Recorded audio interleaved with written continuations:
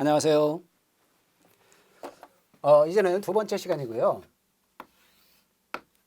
우리는 제1편의 제1장 범죄학이란 무엇인가 나오죠. 그래서 거기에 제1절 범죄학의 연구 대상의 범죄 공의를 해놓고 범죄, 여기서 우리가 이 로마자 4번 개별 형상으로서의 범죄, 집단 현상으로서의 범죄, 여기부터 나가도록 합니다.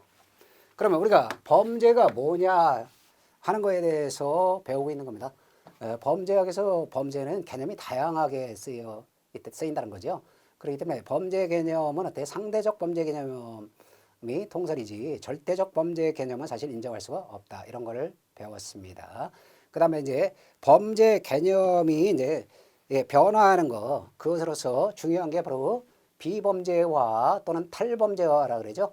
그리고 과범죄와 신범죄화 이런 걸 뜻들을 배웠습니다. 그리고 형식적 범죄 개념은 형법적인 범죄 개념 이걸 배웠고, 실질적 범죄 개념으로서 형법적 범죄 개념인 형식적 범죄 개념에다가 플러스 자 사회적으로 유해한 반사회적인 법익 침해 행위를 다 범죄로 본다는 거죠. 그렇기 때문에 사회적 일탈행위도 범죄로 본다는 게 여기에 바로 실질적 범죄 개념이에요. 그러면 이 범죄학에서는 어때요? 실질적 범죄 개념 요거에 따라서 범죄학을 연구하는 겁니다.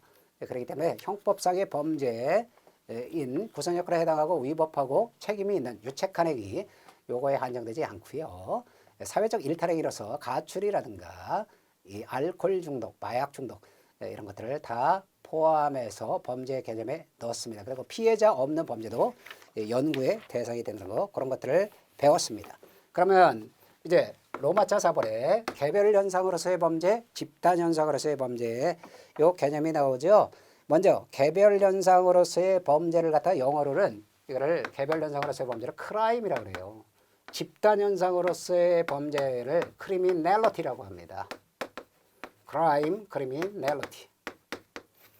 그러면 개별 현상으로서의 범죄는 말 그대로요, 구체적인 그런 특정한 범죄자 있죠.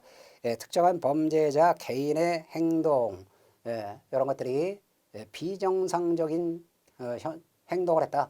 그런 거를 범죄로 보는 거예요. 개별 현상으로서의 범죄는 그 개인의 행동에서의 비정상적인 현상을 얘기하는 겁니다. 그러면 개별 현상으로서의 범죄에서 교과서에 양거로 2번 나오죠. 이게 중요합니다. 개별 현상으로서의 범죄는 범죄학적 연구, 범죄학의 연구 방법 세 가지가 있다 그랬죠. 생물학적, 심리학적, 그리고 사회학적 연구 방법.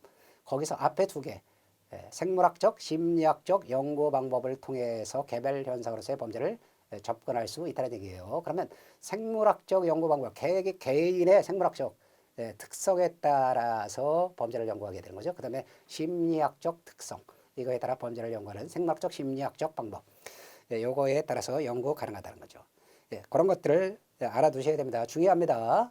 그러면 이런 사회학적 연구 방법이 아니라 생물학적 그리고 심리학적 연구 방법으로 연구가 가능하다 하는 겁니다. 그렇기 때문에 3번에 보면은요, 이 범죄 유형론이 중요해요. 왜냐하면 개별 현상으로서의 범죄는 개개의 사람들의 그 비정상적인 현상을 연구하는 거죠. 그렇기 때문에 범죄인을 분류하는 게 중요합니다. 그래서 이 범죄인을 유형화시킨다 그러죠. 범죄인 분류론이 중시된다고 합니다. 다음에 이제 크리미널리티로서 집단 현상으로서의 범죄, 이거는 소위 말해서요, 이 사회에서 뭐 질병과 같이 발생하는 사회적 병리 현상으로서의 범죄를 말합니다. 그러면 사회 전체에서 발생 가능한 질병과 같이, 마치 질병과 같은 사회 병리적인 현상이다. 그런 정상적인 현상은 아니라는 거지요. 그렇기 때문에 이런 집단 현상으로서의 범죄는 이런 질병과 같은 사회 병리 현상으로서의 범죄를 말한다는 겁니다. 그런데 그 2번에 보면은요, 그런 말이 나오죠. 첫째 주 그 부분에 일정한 시기에 일정한 사회 내에서 발생하는 범죄의 총체를 말합니다. 그러니까 일정한 시기에 일정한 사회 내에서 발생하는 그런 범죄의 총체를 말한다는 거죠. 그런데 3번이 중요합니다. 그게 바로 뭐냐면 3번은요, 이 집단 현상으로서의 범죄는 무슨 방법으로? 사회학적 연구 방법으로 연구를 할 수 있다는 겁니다. 사회학적 연구 방법을 통해서. 그러면 사회학적 연구 방법을 통해서 집단 현상으로서 범죄를 연구할 때는요. 통계적 접근 방법을 취해요. 통계적 접근 방법을 취한다. 범죄 통계를 기초로 한다는 거. 그런 걸 알아두시고 5번을 보시면 이 집단 현상으로서의 범죄의 경우에도요. 범죄 경향을 분석하기 위해서는 어때요? 범죄의 유형화가 필요하다는 겁니다.